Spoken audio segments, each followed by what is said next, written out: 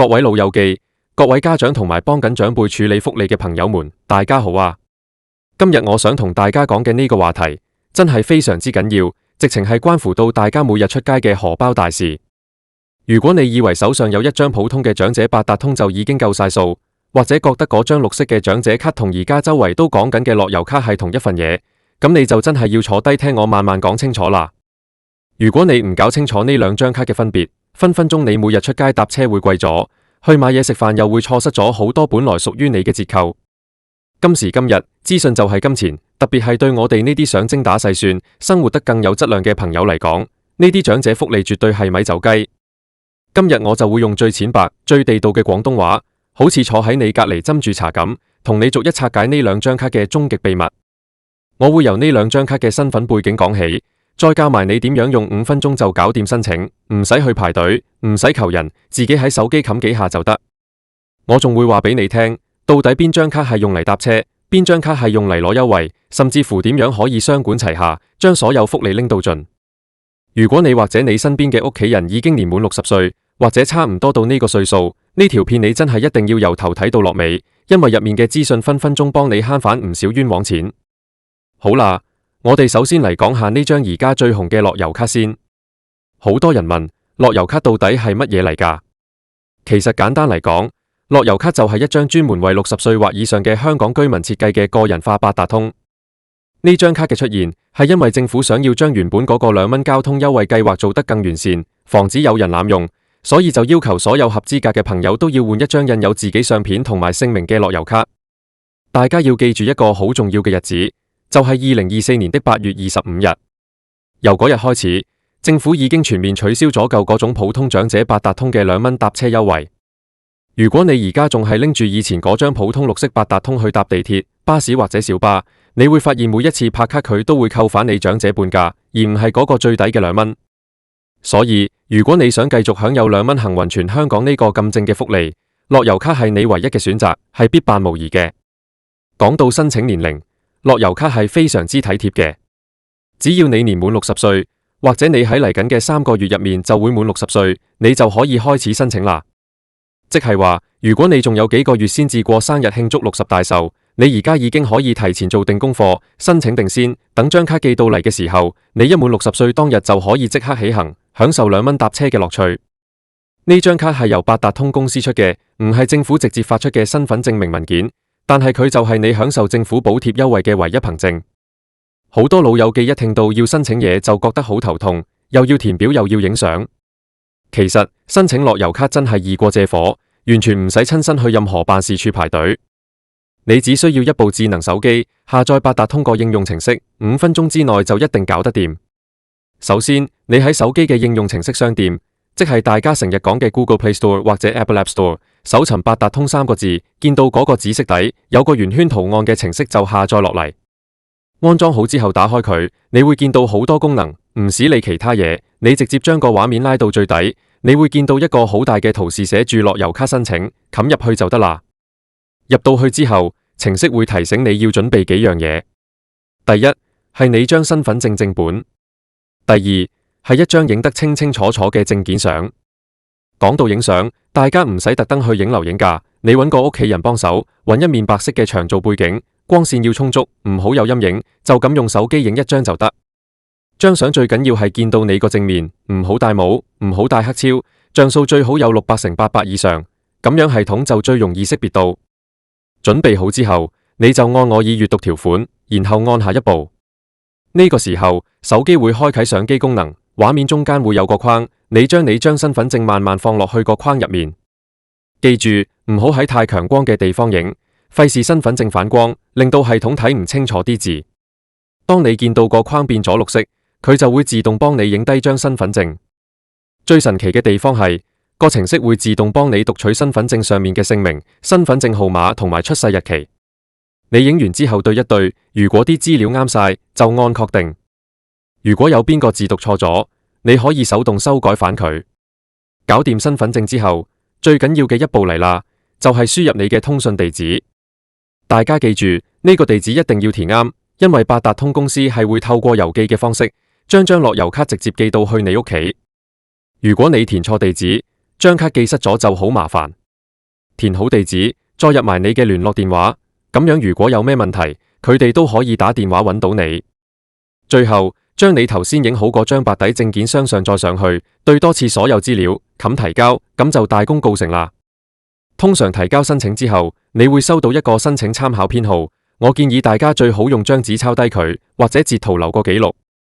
如果資料冇問題，大約喺2個星期之內，你就會收到嗰封載住樂悠咭嘅掛號信。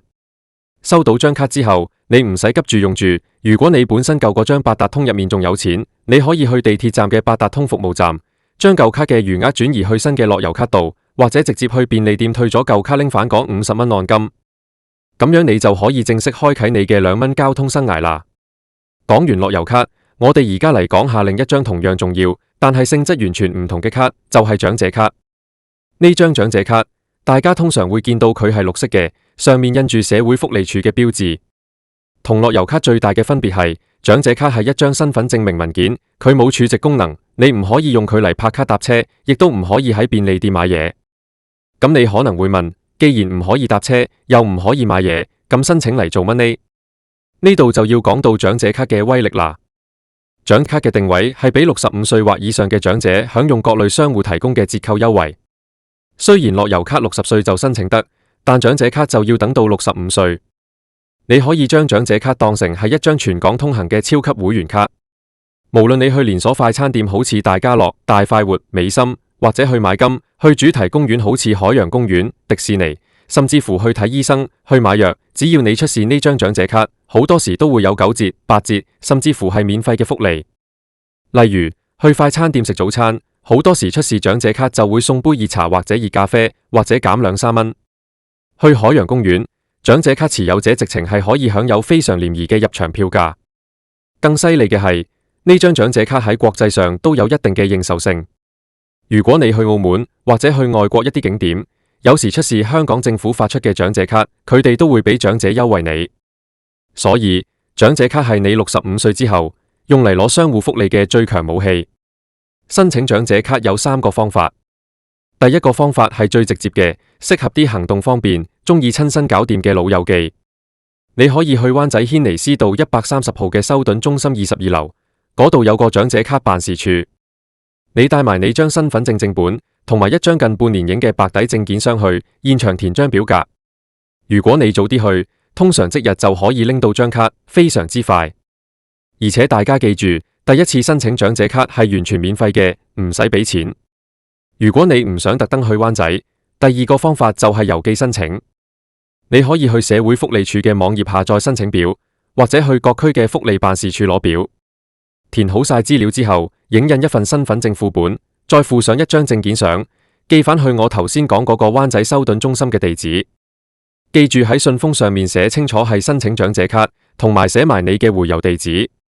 通常社會福利署收到信之後，大約7個工作天左右，就會將長者卡寄返去你屋企。而第3個方法，亦都係我最推介俾識用手機嘅朋友，就係網上申請。你只要進入長者卡網上電子表格系統，跟住入面嘅指示，輸入個人資料，然後上載身份證影印本同埋相片檔案，冚個掣就搞掂。呢個方法最啱啲唔想出街、唔想寄信嘅朋友。同樣地，只要資料齊全，佢哋好快就會寄張卡俾你。呢度我要特別提醒各位年滿65歲嘅老友記，你哋而家係應該2張卡都要有喺手。樂悠卡就係你嘅錢包，用嚟搭2蚊車去超市買嘢拍卡俾錢；而長者卡就係你嘅折扣證，去餐廳坐低食飯或者去景點買飛嘅時候，記得先出示長者卡問下有冇折扣，然後再用樂悠卡嚟俾錢，咁樣先至係最精明嘅做法。好多人成日常問我，如果我已經有樂悠卡，係咪就唔使申請長者卡呢？答案絕對係唔係，因為雖然有啲商戶接受樂悠卡作為優惠憑證，但係依然有唔少地方，特別係一啲傳統嘅老店或者一啲政府部門嘅場地，佢哋係認長者卡呢張由社署出嘅正式文件。萬一你冇長者卡喺手，有時人哋真係未必肯俾個折扣你，咁你就真係執輸行頭慘過敗家啦。另外，大家都要留意下呢2張卡嘅保養同埋遺失處理。樂悠卡因為入面有錢，如果你唔見咗，一定要第一時間打去八達通公司報失，因為樂悠卡係個人化嘅，佢入面有你嘅個人資料，報失之後，佢哋可以幫你凍結個餘額，仲可以安排補發一張新卡俾你。雖然補發係要收手續費，但總好過俾人攞咗嚟用晒入面啲錢。至於長者卡，如果你唔見咗，就要去社會福利署申請補領。補領長者卡就需要俾22蚊嘅手續費啦，所以大家一定要好好保管呢兩張卡。我再幫大家總結一下，等大家可以一清二楚。樂悠卡60歲就申請得，主要用途係搭2蚊車，佢係一張有相有個人資料嘅八達通。申請要透過八達通應用程式或者寄信都得，但手機搞最快。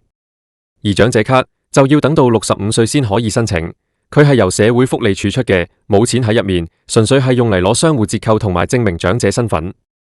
各位老友記，其實政府同埋社會各界都為大家準備咗好多好嘢，但係呢啲福利係唔會自動跌落你個袋度㗎。我哋一定要主動少少，花少少時間去了解、去申請。特別係而家科技發達，好多嘢喺手機冚幾下就搞掂，唔使好似以前咁要排長龍受氣。如果你覺得自己搞唔掂，可以揾仔女、孫仔幫手，或者去一啲長者鄰舍中心，入面嘅社工同義工都好樂意幫大家手㗎。講到呢度，大家係咪覺得對呢兩張卡嘅了解深咗好多呢？其實生活喺香港，雖然物價貴少少，但係對長者嘅照顧其實都算做得幾全面。由交通到飲食，由醫療到娛樂，只要你有呢兩張卡喺手，你可以慳返好多生活開支。例如，你可以2蚊搭車去遠啲嘅公園散步，或者約埋班老友記去一啲有長者折扣嘅酒樓飲餐茶，生活質素即刻提升晒。我仲有一個小貼士俾大家，你可以喺手機下載一個叫長者卡計劃嘅應用程式。呢個程式入面詳列晒全香港所有提供長者優惠嘅商戶名單。有時去到一啲未去過嘅地方，唔知邊間餐廳有折，打開個程式睇一睇，即刻就知邊度最抵食。做人最緊要係活到老學到老，學識用呢啲新科技，你嘅退休生活一定會更加精彩。如果你喺申請過程入面遇到任何困難，或者對其他長者福利，好似生果金、長者生活津貼或者醫療券有咩唔明嘅地方，好歡迎大家喺下面留言區同我講，我會盡量抽時間回覆大家，或者將你哋最關心嘅問題拍成下一條片，再同大家詳細講解。最後，我想再叮囑大家一次，如果你或者你嘅長輩啱啱滿咗60歲或者65歲，千萬唔好等，即刻行動去申請呢兩張卡。呢啲係大家辛辛苦苦工作咗大半世應得嘅福利，唔攞就真係對唔住自己啦。好啦，今日嘅分享就到呢度。如果你覺得呢條片對你有幫助，或者幫你解答咗心中嘅疑問，記得幫我冚個 like 支持一下，同埋最緊要係將呢條片分享出去，俾你身邊嘅老友記、親戚朋友或者係屋企群組度。可能你呢一個簡單嘅動作就幫到一位長輩慳返好多錢，或者解決咗佢哋一直搞唔清楚嘅煩惱。仲有，如果你未訂閱我嘅頻道，記得冚埋嗰個訂閱掣，同埋隔籬嗰個小鈴。咁樣下次我有最新嘅長者福利資訊、健康資訊或者生活貼士嘅時候，你就會第一時間收到通知，唔會錯過任何重要消息。